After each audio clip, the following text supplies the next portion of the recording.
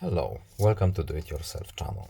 Today I will show you where to find the option and how to change phone sound balance in Samsung Galaxy Z Fold5. So how to change sound balance left and right speakers in our phone. We have to go to settings first, then we are going to go here, accessibility, and under hearing enhancements we have our menu.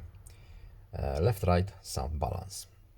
We are interested in phone speakers, left and right.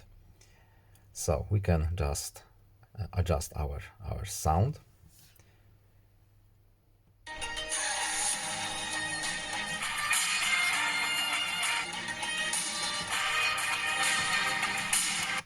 I hope it was you could tell the difference, and just we can back out after we set up our sound balance, and that's it. I hope this video was helpful to you. Please leave a like and subscribe. Have a nice day and see you in the next video. Goodbye.